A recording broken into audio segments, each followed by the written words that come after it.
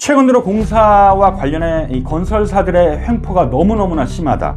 너무 돈을 안 주고 정말 어이없는 가격으로 후려친다. 참을 수 있는 수준을 넘어섰다. 어떤 사례가 있습니까?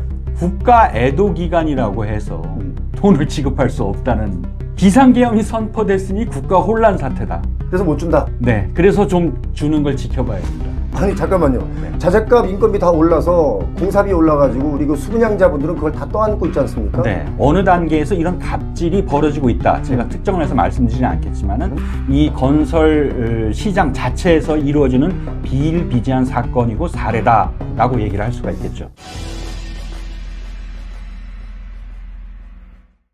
지난주에 KBS 전 기자 이영현 기자가 표용호 TV에 출연하면서 이제 그 노려보기라는 코너로 여러 가지 우리 사회 현상에 대해서 좋지 못한 일, 옳지 않은 일들에 대한 제보를 주시면 달려가서 취재를 해서 표용호 TV에서 방송이 됩니다. 지난번에 첫 번째 방송이 나가고 나서 많은 분들이 이영현답게 취재를 잘하셨다 이런 댓글들이 많았습니다. 오늘도 전 KBS 취재기자, 국장급 기자였습니다. 이영현 기자 모시고 취재 내용 들어보겠습니다. 오늘은 어떤 내용입니까?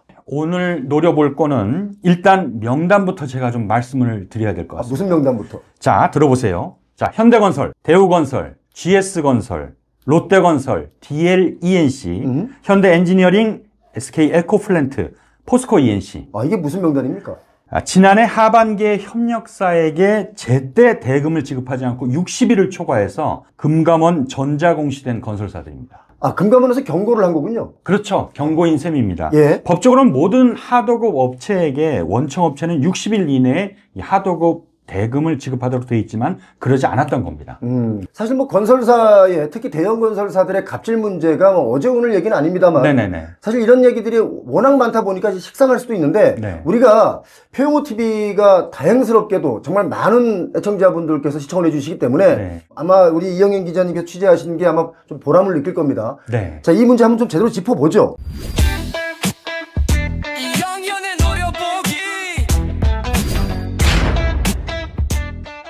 자, 일단 지난번 제가 한남 4구역에 현대건설의 폐인을 분석하는 아이템을 다룬 이후에 여러 군데서 제보를 받았습니다.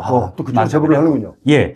그래서 꼭 좀 다뤄달라는 부탁. 예. 이 문제는 반드시 좀 짚고 넘어가 줬으면 좋겠다라는 이야기를 들었습니다. 자, 저희가 이 문제를 짚는 이유는 시정이 되길 바라는 마음에 짚는 겁니다. 그냥 뭐 얘기하는 게 아니라 시정을 해 주십사 하는 얘기죠. 네. 자, 짚어보겠습니다. 네. 최근 들어 공사와 관련해 이 건설사들의 횡포가 너무너무나 심하다. 너무 돈을 안 주고 정말 어이없는 가격으로 후려친다.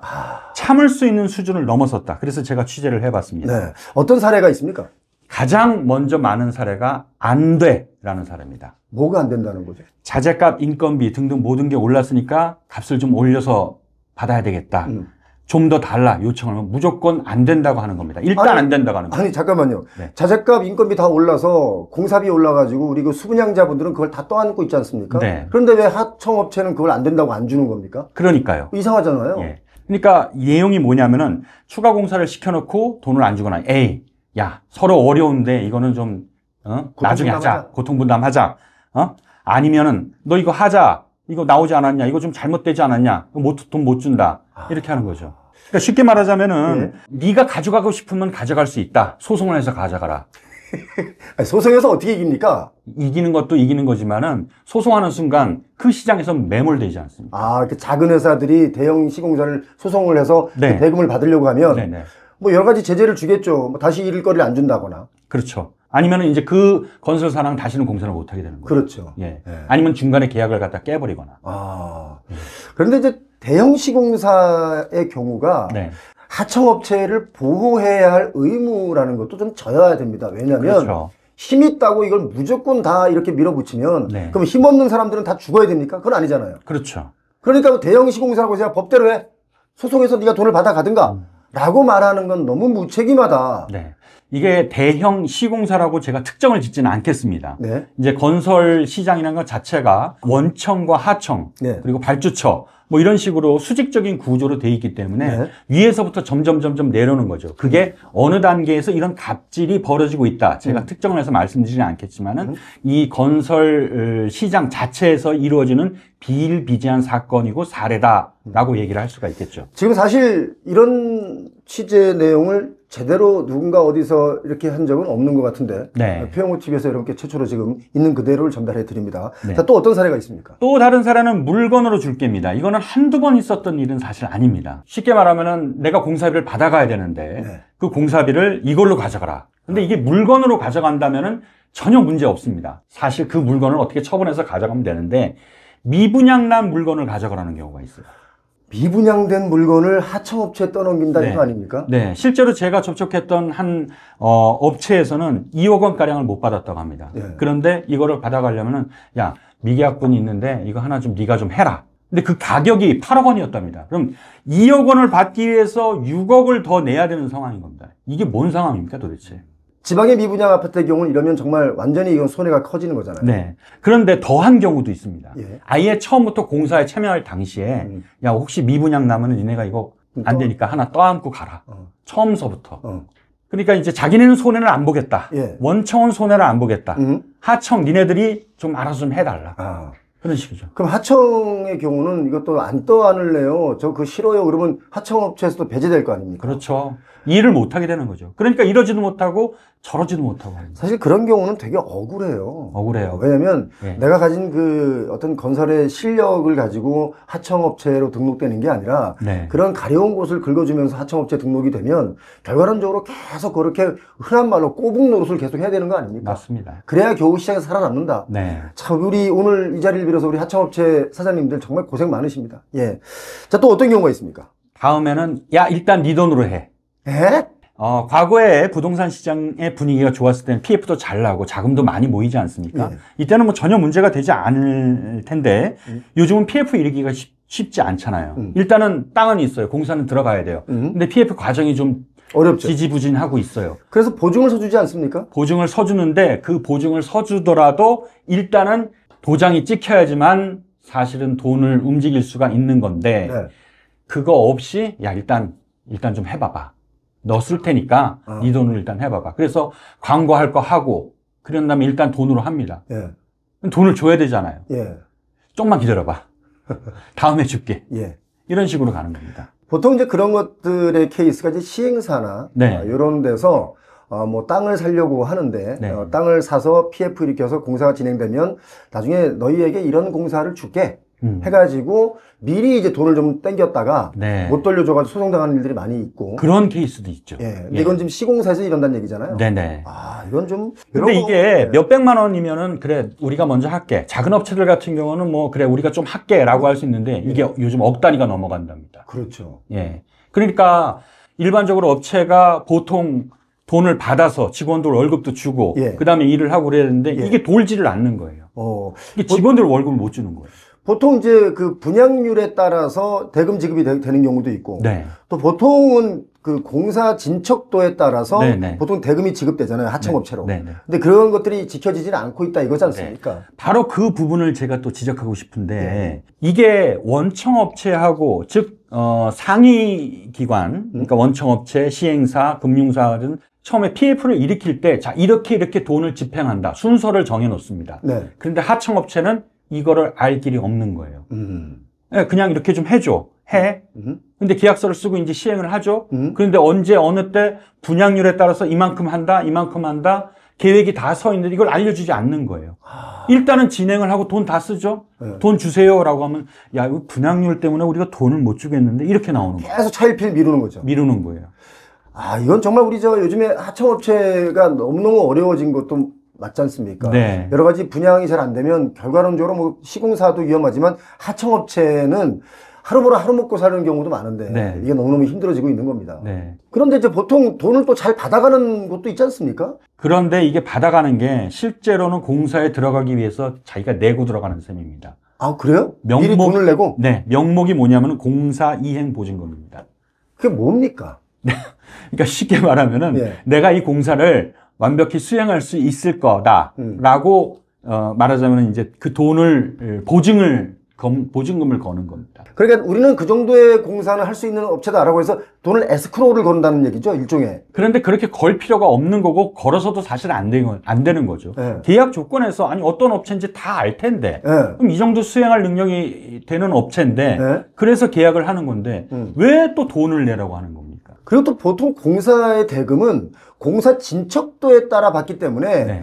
돈이 들어가면 바로바로 나와줘야 그 다음 공정이 나가고 또 그 다음 공정이 되는 거 아닙니까? 그렇죠. 중간에 끊기면 그 다음 공정이 미뤄지게 되고 네. 그럼 결국은 또 나중에 공사 기간도 또 늘어날 수 있고 그렇죠. 그래서 가끔 아파트 보면 뭐 짓다가 중단되는 경우도 많은 게 바로 이런 부분이잖아요. 그렇죠. 아. 예. 자, 이것 말고도 시공업체가 하청업체한테 돈을 줘야 되는데 그 돈을 안 주고 미루고 갖가지 이유를 대는데 이게 정말 기가 막힙니다. 뭡니까 이 다음 내용은? 지난해 무안에서 비행기 추락 사고가 있어서 안타까운 사고가 있지 네, 않았습니까? 항공기 사고로 정말 많이들 슬퍼했습니다. 네. 그때 당시에 국가 애도 기간이라고 해서 돈을 지급할 수 없다는 그런 게 있습니까?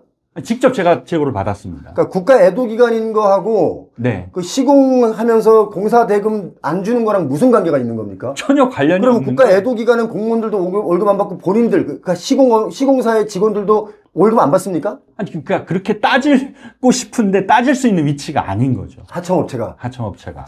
아니 말도 안 되는 핑계를 대고 그러네. 또 다른 핑계 또 있습니다. 뭐예요?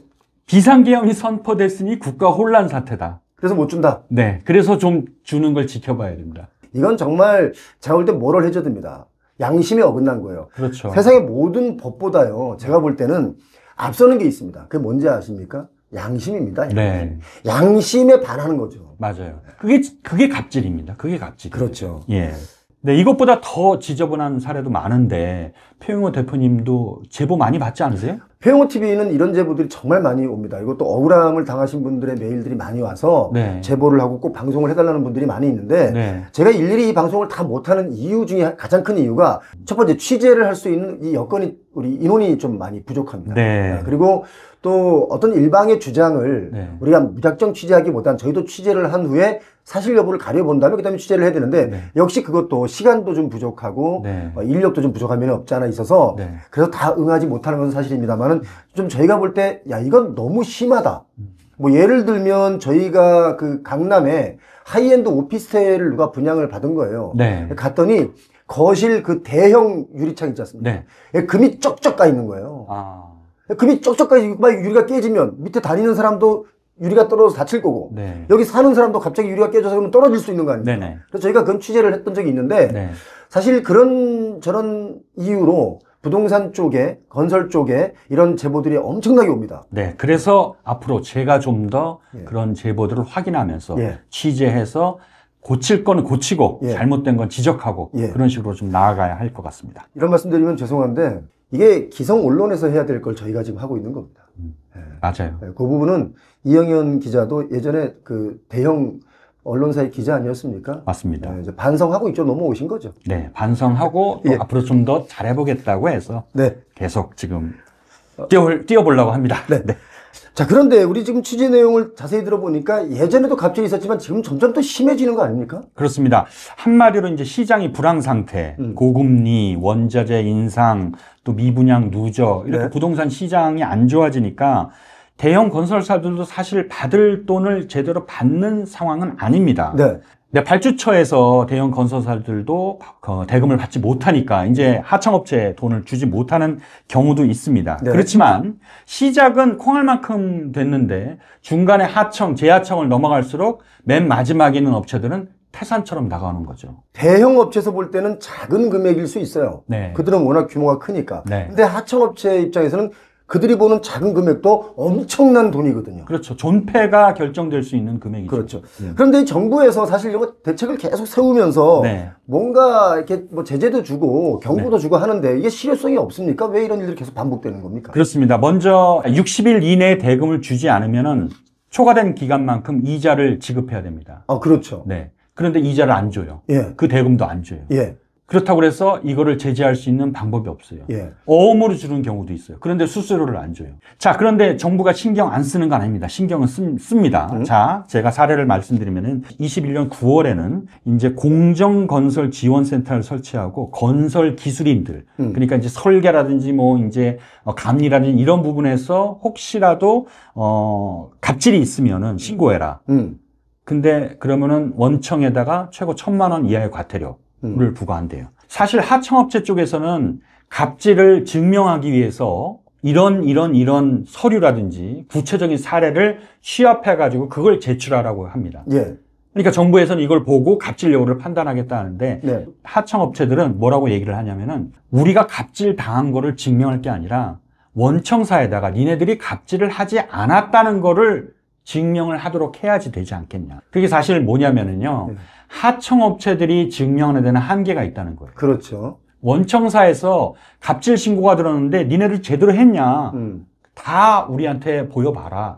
라고 하는 게 진정한 갑질을 줄일 수 있는 대책이라는 거랍니다. 아, 이게 그 자동차의 급발진 문제가 있지 않습니까? 네. 급발진 문제 사고를 당한 그 사람들이 급발진이라는 것을 증명해야 되기 때문에 네. 개인이 어떻게 그 차를 급발진한 거를 원인을 다 찾아냅니까? 그런 거랑 똑같은 거죠. 예. 사실 갑질 당하면 억울하기도 하지만 이걸 또 억울한 걸 뭔가 증명해야 되는 과정은 또 더 억울해질 수 있기 때문에 하도급 갑질의 피해가 결국 뭐냐면 이게 분양자들, 우리 소비자들이 또 이걸 고스란히 다 떠안아야 되는 부분이기도 합니다. 이게 네. 문제라는 거예요. 그렇죠. 공사비가 미지급되면은 건설 현장 여건은 악화됩니다. 그러다 보면은 시공 품질이 떨어지죠. 네. 하자가 생기죠. 네. 부실 자재 쓰죠. 결국 부실 공사로 이어질 수밖에 없는 겁니다.